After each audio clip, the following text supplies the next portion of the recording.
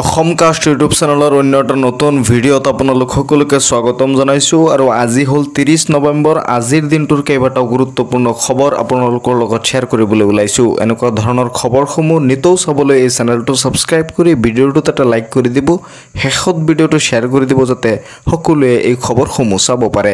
দিব বিচাৰিছোঁ আজিৰ দিনটোৰ প্ৰথমটো খবৰ।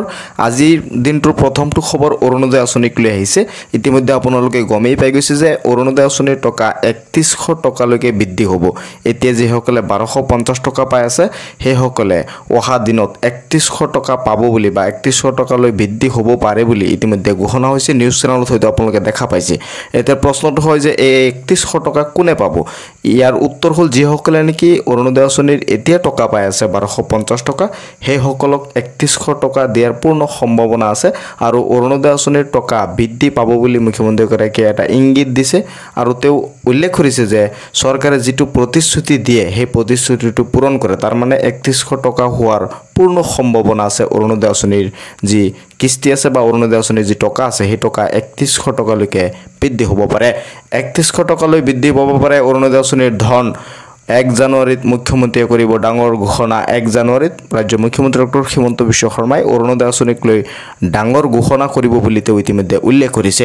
লাখ লাখ অৰুণোদয় হিতাধিকাৰীৰ বাবে মুখ্যমন্ত্ৰীৰ ডাঙৰ ইংগিত। মুখ্যমন্ত্ৰীগৰাকীয়ে এটা ডাঙৰ ইংগিত দিছে যিসকলে নেকি অৰুণোদয় আঁচনিৰ 1250 টকা পাই আছে সেইসকল মহিলাই 3100 টকালৈকে পাব পাৰে, কাৰণ অৰুণোদয় আঁচনিৰ ধন বৃদ্ধি পাব বুলি ৰাজ্যৰ মুখ্যমন্ত্ৰীগৰাকীয়ে ইংগিত দিছে। এইখন চৰকাৰে দিয়া প্ৰতিশ্ৰুতি 100% পালন কৰিছে। মুখ্যমন্ত্ৰীগৰাকীয়ে উল্লেখ কৰিছে যে এইখন চৰকাৰে যি প্ৰতিশ্ৰুতি দিয়ে সেই প্ৰতিশ্ৰুতি চৰকাৰে 100% পালন কৰে। 3100 টকা পাব অৰুণোদয় আঁচনিৰ ধন। 3100 টকা হ'ব পাৰে অৰুণোদয় আঁচনিৰ ধনৰ। এতিয়া যিসকলে নেকি 1250 টকা পাই আছে সেইসকলে 3100 টকাও পাব পাৰে। 1 জানুৱাৰীত মুখ্যমন্ত্ৰীয়ে কৰিব ডাঙৰ ঘোষণা। অৰুণোদয় আঁচনিক লৈ ৰাজ্যৰ মুখ্যমন্ত্ৰী ডক্টৰ হিমন্ত বিশ্ব শৰ্মাই 1 জানুৱাৰীত কৰিব এটা ডাঙৰ ঘোষণা। 1 জানুৱাৰীৰ পৰা বৃদ্ধি পাব পাৰে অৰুণোদয় আঁচনিৰ ধন।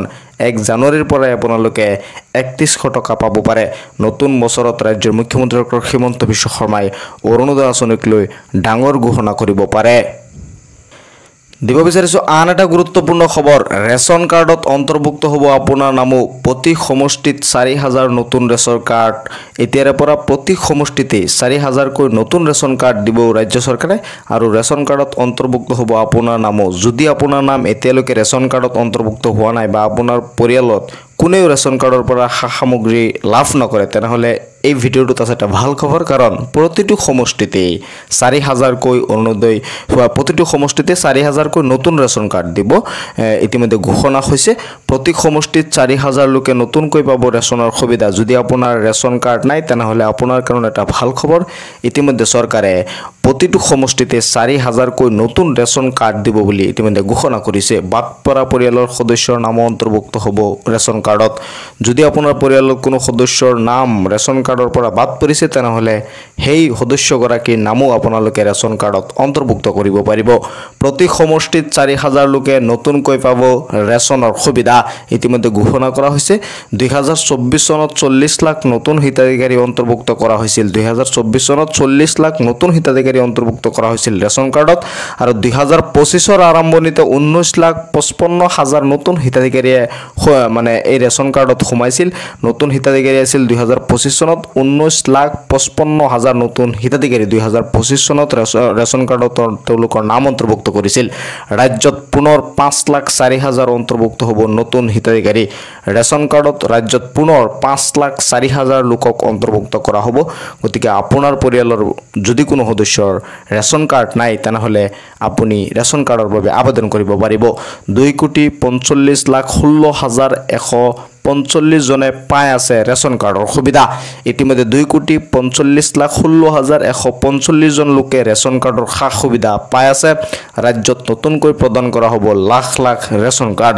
যদি আপুনি ৰেচন কাৰ্ডৰ কাৰণে আবেদন কৰিব বিচাৰে তেনেহ'লে আপোনাৰ কাৰণে এটা সোণালী সুযোগ, কাৰণ প্ৰতিখন সমষ্টিতেই ৰাজ্য চৰকাৰে নতুনকৈ 4000 ৰেচন কাৰ্ড দিব। যদি আপোনাৰ ৰেচন কাৰ্ডত নাম নাই তেনেহ'লে আপুনি অন্তৰ্ভুক্ত কৰাব পাৰিব। দিব বিচাৰিছো আন এটা গুৰুত্বপূৰ্ণ খবৰ আৰু এই খবৰটো অৰুণোদয় আঁচনিক লৈ আহিছে যে লাখ লাখ অৰুণোদয় হিতাধিকাৰীৰ বাবে ডাঙৰ খবৰ 700 টকাতে লাভ কৰিব আপুনি ৰন্ধন গেছ পূৰণ কৰক মুখ্যমন্ত্ৰীৰ সুলভ ইন্ধন আঁচনিৰ প্ৰপত্ৰ ইতিমধ্যে প্ৰপত্ৰ আহি গৈছে ফৰ্ম আহি গৈছে আপুনি যদি সুলভ ইন্ধনৰ সা সুবিধা ল'ব বিচাৰে আপুনি 700 টকাত অৰুণোদয় হিতাধিকাৰী ইতিমধ্যে ৰেচন কাৰ্ড মানে সিলিন্ডাৰ লাভ কৰিব সেই সিলিন্ডাৰ পাবলৈ হলে গেছৰ সিলিন্ডাৰ আপুনি পাবলৈ হলে আপোনাৰ এটা ফৰ্ম ফিল আপ কৰিব লাগিব কেনেকৈ কৰিব সবিশেষ জনাই দিয়া মানে এই ভিডিঅ'টোত আপোনালোকে জানিব পাৰিব লাখ লাখ অৰুণোদয় হিতাধিকাৰীৰ বাবে ডাঙৰ খবৰ পূৰণ কৰক মুখ্যমন্ত্ৰীৰ সুলভ ইন্ধন আঁচনিৰ প্ৰপত্ৰ আজি সংগ্ৰহ কৰক প্ৰপত্ৰ আৰু পূৰণ কৰি আপুনি জমা দিলে আপুনি এই যি সিলিন্ডাৰৰ যি সুবিধা আছে 700 টকাত আপুনি সিলিন্ডাৰ পাই যাব আৰু 250 টকা আপুনি ৰাজ সাহায্য হিচাপে ঘূৰাই পাব মুখ্যমন্ত্ৰীৰ সুলভ ইন্ধন আঁচনিৰ অধীনত 700 টকাতে লাভ কৰিব গেছ সিলিন্ডাৰ এই প্ৰপত্ৰ পূৰণ কৰি জমা দিলে লাভ কৰিব 250 টকা ৰাজ সাহায্য প্ৰতিটো ৰন্ধন গেছৰ সিলিন্ডাৰৰ অৰুণোদয় হিতাধিকাৰী পৰিয়ালৰ লাভ কৰিব এই ৰাজ সাহায্য প্ৰতিটো ৰন্ধন গেছৰ সিলিন্ডাৰত অৰুণোদয় হিতাধিকাৰীয়ে লাভ কৰিব এই চৰকাৰৰ ৰাজ সাহায্য ৰেচন কাৰ্ড থকা প্ৰতিটো পৰিয়ালে লাভ কৰিব এই সুবিধা ইয়াৰ বাবে আপোনাৰ আধাৰ কাৰ্ডৰ নম্বৰটো সন্নিবিষ্ট কৰিব লাগিব পঞ্জীয়নভুক্ত মোবাইল নম্বৰ দিব লাগিব আৰু অৰুণোদয় হিতাধিকাৰীৰ নাম আৰু অৰুণোদয় আইডি শুদ্ধভাৱে দিব লাগিব প্ৰপত্ৰ পূৰণ কৰি দিলেই লাভ কৰিব 250 টকাৰ ৰাজ সাহায্য পলম নকৰি আজি সংগ্ৰহ কৰক এই প্ৰপত্ৰ আপুনি এই ফৰ্ম আজি সংগ্ৰহ কৰক আৰু ফিল আপ কৰি আপোনাৰ অৰুণোদয় যেটো আইডি আছে সেই আইডিটো দি আপুনি ফিল আপ কৰি আপোনাৰ মোবাইল নম্বৰটো দি পেলাই আপোনাৰ আধাৰ কাৰ্ডটো দি পেলাই এই ফৰ্মটো ফিল আপ কৰি জমা দিলেই আপুনি 250 টকাৰ ৰাজ সাহায্য প্ৰতিটো সিলিন্ডাৰৰ পৰা আপুনি লাভ কৰিব পাৰিব তাৰ মানে আপুনি অৰুণোদয় হিতাধিকাৰী যদি আছে তেনেহলে আপোনাৰ ঘৰত যদি কোনোবাই অৰুণোদয় হিতাধিকাৰী আছে বা আপুনি যদি নিজে অৰুণোদয় হিতাধিকাৰী হয় তেনেহলে এই ফৰ্মখন ফিল আপ কৰি জমা দিলে আপুনি যেতিয়া গেছ সিলিন্ডাৰ ক্ৰয় কৰে তেতিয়া চৰকাৰৰ তৰফৰ পৰা আপুনি 250 টকা এটা ৰাজ সাহায্য হিচাপে পাবলৈ সক্ষম হ'ব দিব বিচাৰিছো পিএম কিষাণৰ 22 নং কিস্তিক লৈ এটা গুৰুত্বপূৰ্ণ খবৰ আপোনালোকে পিএম কিষাণৰ যেটো 19 নং কিস্তি আছিল সেই 19 নং কিস্তিটো আপোনালোকে 24 ফেব্ৰুৱাৰী তাৰিখে লাভ কৰিছিল আৰু 20 নং কিস্তিটো আপোনালোকে 2 আগষ্ট তাৰিখে লাভ কৰিছিল আৰু 21 নং কিস্তিটো 19 নৱেম্বৰ তাৰিখে আপোনালোকে লাভ কৰিছে এই নৱেম্বৰ মাহতে 19 নং কিস্তিটো দি দিয়া হৈছে আপোনালোকে বহুতেই হয়তো বা আপোনালোকে প্ৰায় 19 নং কিস্তিটো পাইছিলে যিসকলে নেকি ই কেৱাইসি কৰিছিল বা আপোনাৰ লেন্ড সেটিং বা আধাৰ সেটিং হৈ আছিল সেইসকলে 21 নং কিস্তিটো পাই গৈছে ইতিমধ্যে আৰু 22 নং কিস্তিটো এই বছৰৰ শেষৰ ফালে নহলে 2026 চনৰ প্ৰথমতেই আৰ্লি 2026 স্ক্ৰিনত হয়তো দেখা পাইছে যদিও অফিচিয়ালি ডিক্লেয়াৰ হোৱা নাই ডেটটো কিন্তু 2026 চনৰ আপোনালোকে প্ৰথমতেই অৰ্থাৎ জানুৱাৰী মাহতে 2026 চনৰ জানুৱাৰী মাহতে 22 নং কিস্তিৰ যি টকা আছে সেই 22 নং কিস্তিৰ টকা পাবলৈ সক্ষম হ'ব আপোনালোকে যিসকলে 21 নং কিস্তি পাইছিলে তাৰ মানে আপোনালোকৰ ই কেৱাইসি বা লেন্ড সেটিং বা আধাৰ সেটিং সকলো ঠিকই আছে আপোনালোকে 22 নং কিস্তি পাবলৈ সক্ষম হ'ব আৰু যিসকলে 21 নং কিস্তি পোৱা নাই সেইসকলে কিন্তু এইখিনি কাম আপোনালোকৰ কৰিব লাগিব লেন্ড সেটিং কৰিব লাগিব লগতে আপোনাৰ ই কেৱাইসি কৰিব লাগিব আধাৰ সেটিং কৰাব লাগিব তাৰ মানে আধাৰ কাৰ্ডটো লিংক কৰাব লাগিব যেহেতু চৰকাৰে ডিবিটিৰ মাধ্যমত টকা দিয়ে গতিকে এইখিনি লিংক নাথাকিলে আপুনি কিন্তু টকা নাপায় যদি 21 নং কিস্তি পাইছিলে 2026 চনতে আপোনালোকে 22 নং কিস্তিটো পাই যাব প্ৰথমতে অৰ্থাৎ জানুৱাৰী মাহতে 2026 চনৰ জানুৱাৰী মাহতে আপোনালোকে 22 নং কিস্তি পোৱাৰ পূৰ্ণ সম্ভাৱনা আছে ইতিমধ্যে এক্সপেক্টেড ডেট আহি গৈছে তো এই খবৰসমূহ শেয়াৰ কৰি দিব যাতে সকলোৱে চাব পাৰে মোৰ এই চেনেলটো সাবস্ক্ৰাইব কৰি ৰাখিব যেতিয়া মই পৰৱৰ্তী ভিডিও আপলোড কৰোঁ আপোনালোকে অতি সহজতে সেই ভিডিওসমূহ চাব পাৰিব চাই থাকিব আপোনালোকৰ আপোন চেনেল অসম কাষ্ট